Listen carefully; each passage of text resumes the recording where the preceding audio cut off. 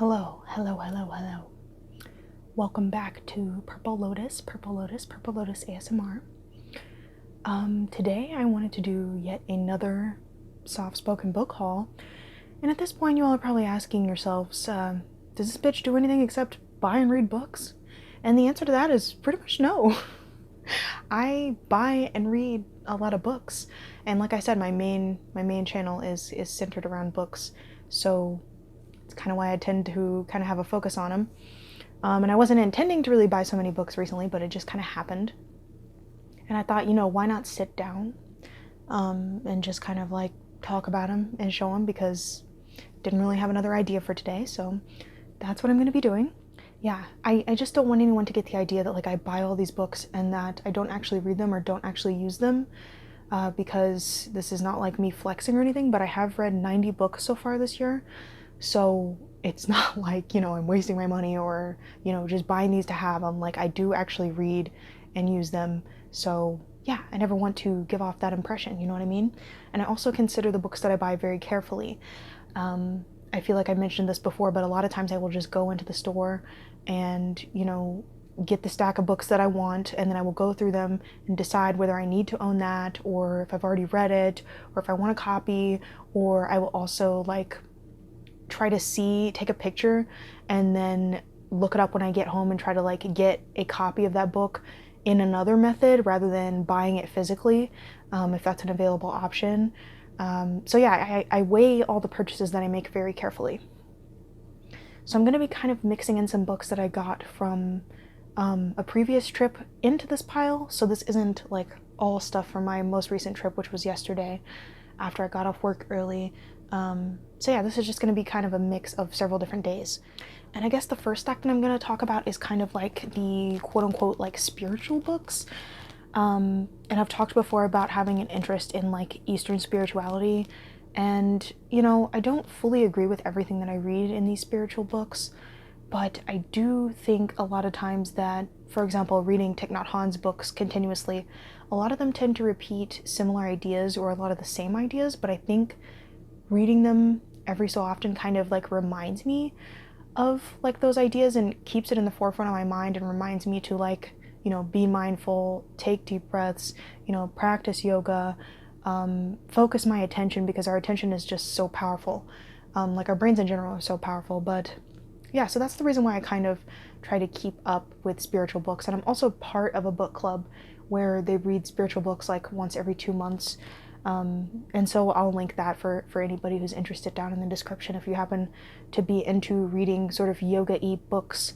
It's called Anahata Book Club, I believe, which I think is like the heart chakra. I'm not sure that I really believe in chakras. I don't think I do. But as I said, like, it's not necessarily by reading these that you have to believe everything about them. It's just, I feel like, sort of reminding you and opening your mind to it. So anyways, enough of my rambling. The first book that I want to talk to you guys about is this Barron's Compact Studies of World Religions. And we've got this nice circular yellow picture of the Buddha. It's called Buddhism, the Light of Asia by Kenneth K.S. Chin, I'm going to guess. It says a concise, comprehensive history of Buddhism, past and present, in India, Southeast Asia, China, Tibet, and Japan. Which, I mean, you don't even think of Buddhism as being from all those different places, so that's cool. Analysis of Buddhist philosophy, literature, art, ceremonies, description of the monastic community, emphasizes the unity, diversity, and elasticity of the religion. Elasticity. Unity, diversity, and elasticity. Effective supplementary text or reference for courses in religion, philosophy, history, world literature. And this was originally $11.95, or in Canada, $15.95. And I liked this immediately because of the cover and because you can clearly tell that it's kind of old. This is published by Princeton University, and let's see, 1968, so it is quite old. The table of contents, we've got the background, the life of the Buddha, the teachings of the Buddha, Mahayana Buddhism, not sure. And we've got the Sangha, or monastic community. I recognize that word because it's been in a lot of the Buddhist books that I've read. The spread of Theravada Buddhism. I'm not sure what that is. Buddhism in China. Then we have Buddhism in Japan, Buddhism in Tibet, Buddhist literature, Buddhist art, Buddhist ceremonies and festivals, Buddhism in the modern world, which obviously will be the 60s, not really the modern world, but you know, you get the idea. So this looks like it'll be kind of a very academic, but I thought it would be a really interesting read. And most of these books were priced at $2.29, and so was this one, and I couldn't resist. You can see the very old price sticker here. It was priced at $9.95 at one point.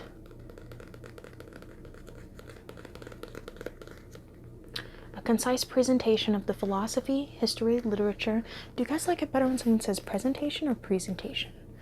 But anyway, of the philosophy, history, literature, art, and ceremonies of Buddhism by a distinguished Oriental scholar. And that's another thing, like I wanted to make sure that this wasn't like by a white author, because I feel like there are a lot of white authors who are like scholars in, you know, Asian religions, and it's just like, I'm not saying they can't be, I'm just saying it seems like it would be more authentic from someone of that background. And it says, generous quotations from the poetry and prose of Buddhist literature enrich the reader's understanding of this religion and its far-flung influence. It's called The Art of Living, Vipassana Meditation as taught by S.N. Goenka? I'm not sure, but it's by William Hart. I don't really know. Maybe this person was like speaking and this person was like writing down what they said, kind of like, was that Socrates and Plato? I think so. But anyways, I think this is probably like a Dharma wheel, if I'm not mistaken. And I don't really know what Vipassana means, but the back tells me that it is the development of insight. So yeah, I guess I'm going to be learning about that. And I don't know exactly who any of these people are or what this technique is, but yeah, I just thought I would get it. It smells really old. Yeah, this one is actually from 1982 or 1987. Yeah, 1987. So it's also old and quite interesting. It has a quote from Proverbs, the King James Version, in the front. Wisdom is the principal thing, therefore get wisdom, and with all that getting, get understanding. I do think a lot of religions have like a certain overlapping to them, like, you know, obviously a lot of them have, you know, preach love and things like that. There are a lot of similarities across religions, and so yeah, you know, I don't think I would ever be a believer in any religion, especially being from the background that I was raised in, but it is interesting how human religions kind of all follow a similar deal. And I believe somebody actually wrote a book about that. I feel like it was the guy who wrote The Doors of Perception. I think his name was Aldous Huxley. But yeah, so I'll have to check that out someday and, you know, see what conclusions he came to, because I find that really interesting. I feel like there's probably a slight element of truth in every religion. It's not really that I think any of them are true or right. That's the thing. They're just different ways of trying to teach, I feel like, similar concepts like compassion for fellow man and you know, honesty, just like different values like that human beings think are important, you know? To me, it's all just like a human created thing. And I don't mean to get into like a religious debate on these videos, but yeah, not my intention at all. Just kind of talking about what I think. As an atheist, humanist, agnostic, kind of into Buddhism, interested in Buddhism, at least studying it, so take that for what you will. Okay. Some of them are kind of stuck together. I did already remove all of the Goodwill stickers, so they're gone. This next one, Beginning Mindfulness, Learning the Way of Awareness. And it has what I kind of think are some leaves on the cover. And this says it's a 10-week course.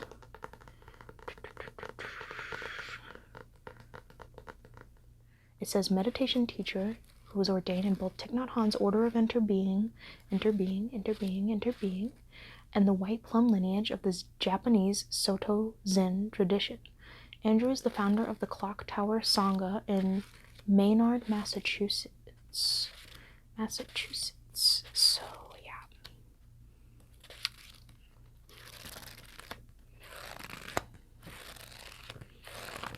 If you flip it fast enough, you can get a nice breeze on your face, which I was just sitting out in the sun earlier. So a cool breeze kind of feels nice. Okay, so that's that one. I did get a lot of like spiritual type books. This next one is super tiny, just a little tiny, and it is a meditation handbook, a step-by-step manual providing a clear, practical guide to Buddhist meditation. Also having a picture of Buddha on the front. And I'm not going to try to mispronounce a name that I think I will mispronounce, so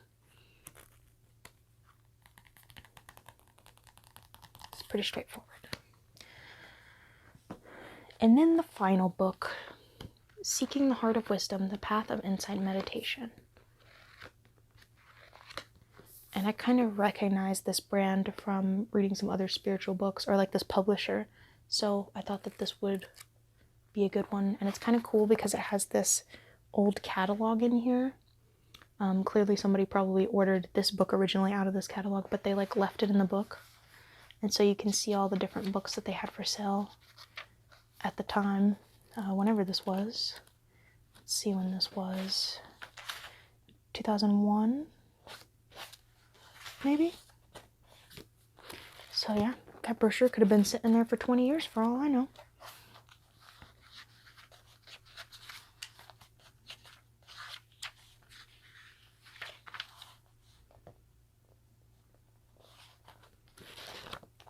So that is all the spiritual books that I got. Let's move along to kind of a more random selection. So I bought this children's version of Aesop's Fables, or Aesop, whatever you want to say. I feel like I've heard it pronounced, a couple of different ways. But basically I bought this because it's the same exact copy I had as a kid.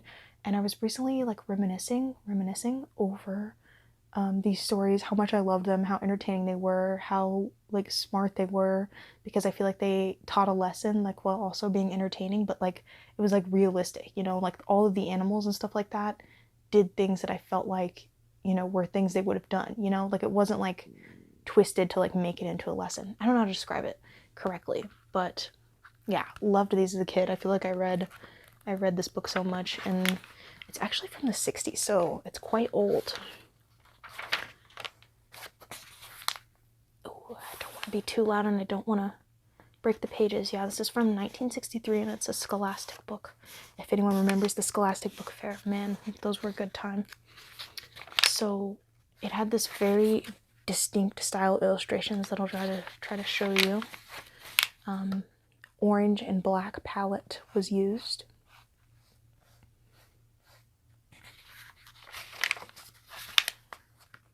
Yep, everybody had like orangey skin. And I'm assuming this was like probably one of the only colors they had to print with, and that's why. So yeah, this book is quite old. It's older than I thought it was when I had it, The ant and the dove. Do we like the crunchy, the cracking, or I don't know. Might be too loud. I'm scared it will be too loud. Okay. The next thing I've got that caught my eye is this Art Against AIDS, and it's quite a wide little book. And the reason that I was interested in this is because I feel like I didn't really know about the AIDS crisis and how it killed so many gay people until I watched the TV show Pose, which just recently ended. And so I find myself interested in learning more about that because it was so I feel like it's been so pushed under the rug, kind of. It's a very shameful part of American history because we basically let a lot of people with AIDS die, when we had access to things that could have helped them and cure them, but because gayness was seen as some type of plague or, deviant behavior rather than a sexual orientation, it caused a lot of pain and damage, and we lost, almost an entire generation of gay elders. So it's very sad, and This seems to be a collaboration with Sotheby's. I have such trouble pronouncing stuff sometimes, but it's different artworks, and I think it's all to benefit AIDS. And I just saw this page that I like because I love polka dots, if you don't know this about me. Love some polka dots, so that caught my eye. I haven't really looked through this yet, but I thought, again, what an excellent Pride Month read.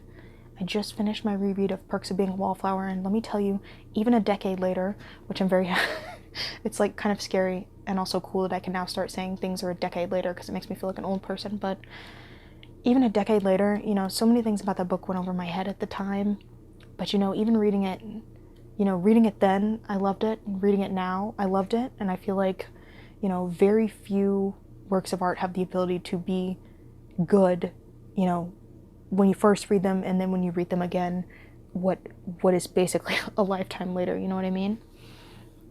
So now I'm going to show you guys some pictures. This one looks like sort of like Tetris blocks almost. This one, oh, hope there's not a glare. This one, blueberries, love some blueberries. What's your guys' favorite type of berry? I'm really partial to blueberries. My boyfriend says they don't taste like anything, but I think he's very raw. I love chocolate-covered blueberries. Chocolate-covered blueberries, chocolate-covered blueberries, chocolate-covered blueberries, chocolate-covered blueberries. Hit myself in the face. I'm forever doing that too. But okay, so I find this one really interesting because it's like, if you've ever gone in with like a mouse, or like, not a mouse, but if you've ever gone in like Photoshopped and used like a brush and just like started clicking the brush everywhere at different sizes, that's what I feel like would come out of this. So it's interesting that there's like so much negative space, you know? So yeah, I'm excited to flip through here. Here we've got what looks to be a golden retriever. So I know there are people that like dogs, love dogs in fact.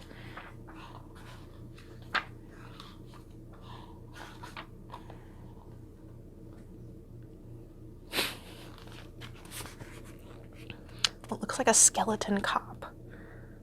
Fuck the police, am I right?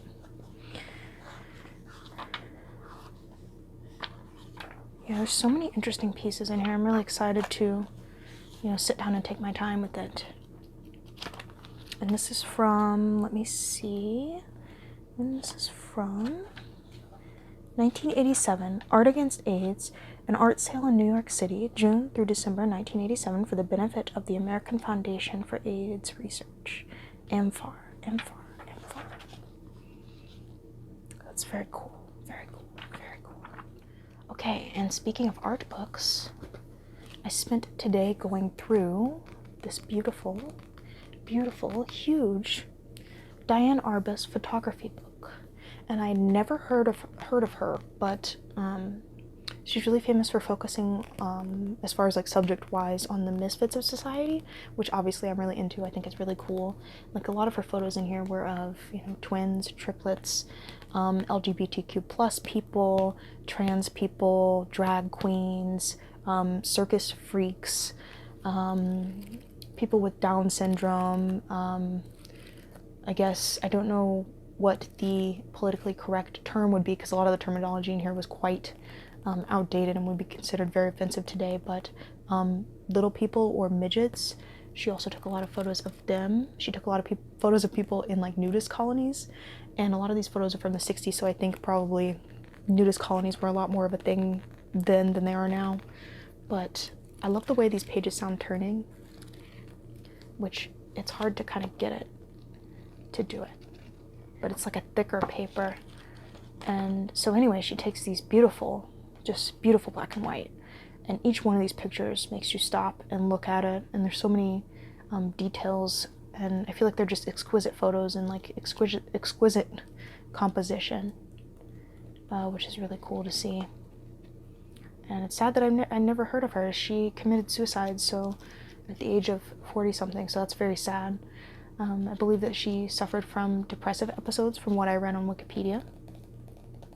And also my boyfriend, upon seeing the cover of this, was like making a joke about The Shining, and I basically told him to shut up, and then later I went on Wikipedia and was reading like the entry about her, And apparently this is where in The Shining, like, the director got the idea from. Like, he had an assistant basically that like told him about this photo and was like, hey, we should cast these identical creepy twins because it's inspired by this famous photo. And so my boyfriend was thinking that, yeah, it's just funny because he actually was onto something, and it was the reverse. This photo inspired that famous part of The Shining rather than it being the other way around. So, fun fact for the day. And I posted a bit of this page flipping in a little short, like YouTube short or shorts, whatever it is, which is kind of cool because I can start posting more clips when I don't have time to film a full video. So if you guys want to see more of the pictures in this, you can go and watch that, I suppose. And then there's also a book flip through of this. If you just search the title on YouTube, it's called Diane Arbus, an Aperture Monograph. So you can see a flip through, but I guess I'll just show you guys one of my favorite pictures out of here.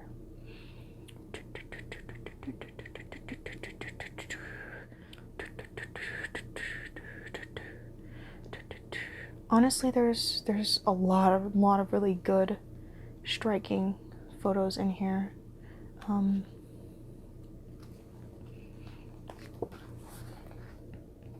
I love this one of these two young kids smoking. It kind of reminds me of that photo of that really young girl. She's like in a pool smoking in like a swimsuit, and she looks like so adult. I don't know how to describe it, but it kind of reminds me of that photo, but like sort of the boy version. I don't know. So I really like that one. I like that there are two friends of different races who are standing together. They look like they've been interrupted in the middle of a conversation or something, which is cool. It has kind of a like a raw feel like you just walked in on them or something. One of my other favorites in here was the sword swallower. Where's the sword swallower? Sword swallower, sword swallower.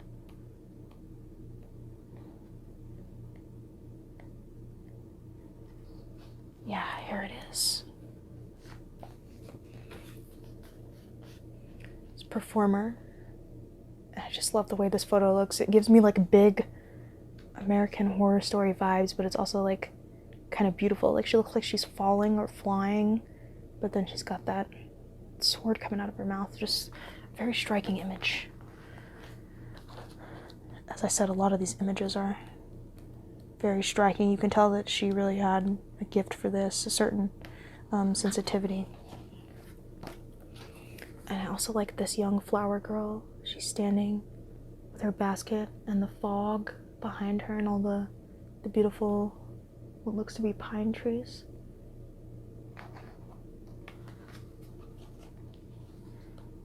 Yeah, there's just many photos in here.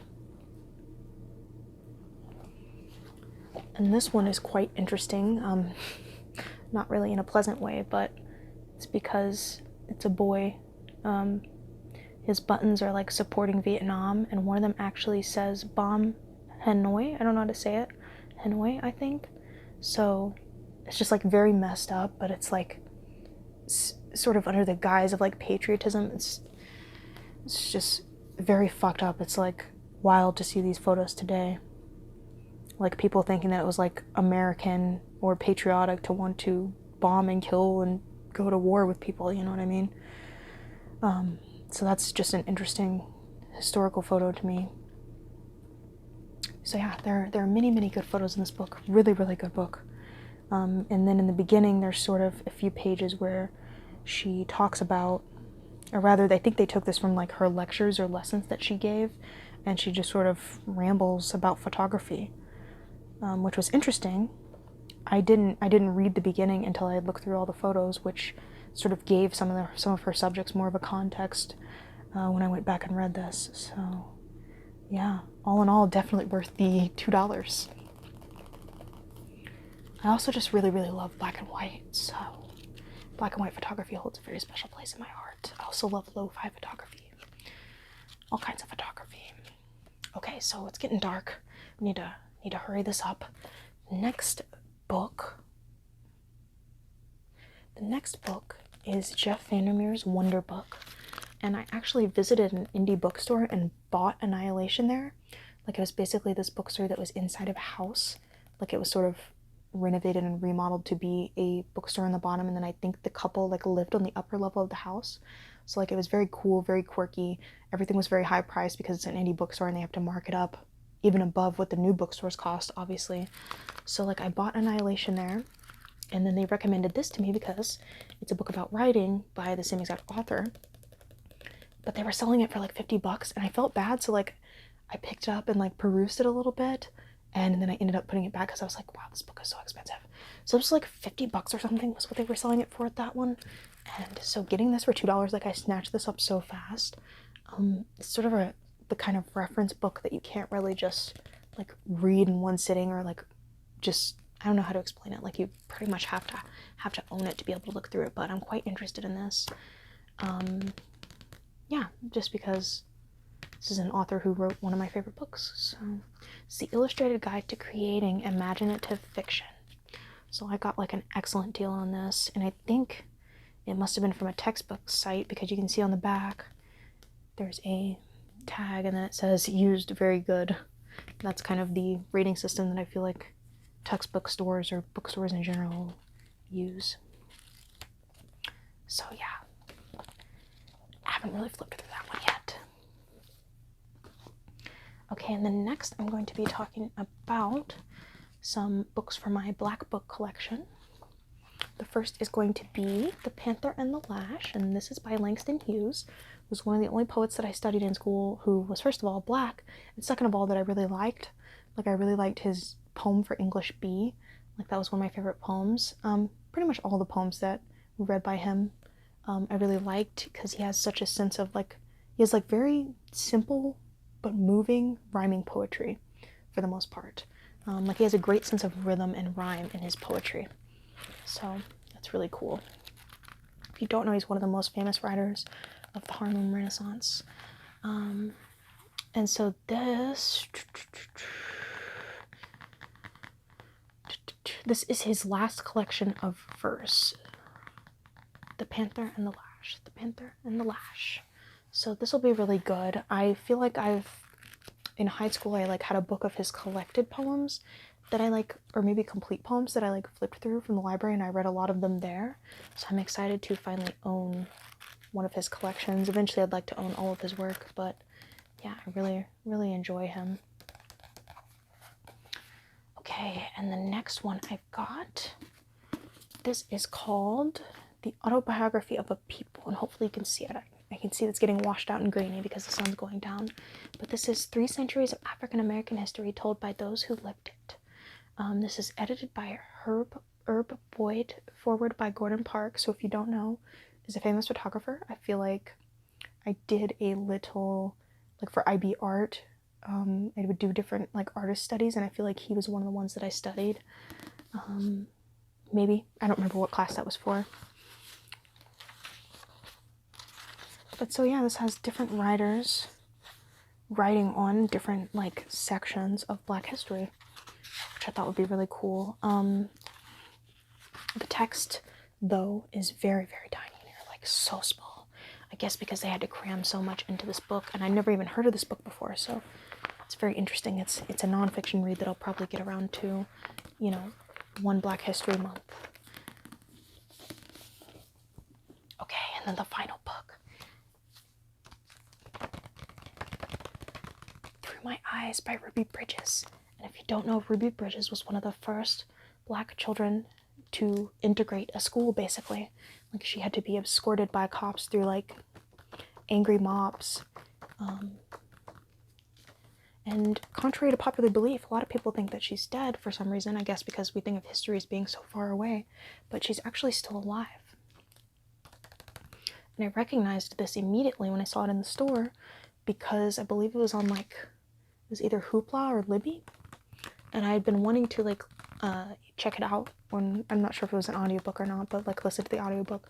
But anyways, when I saw this, I was like, even better. And then when I got home, I got a bonus surprise because I opened it up.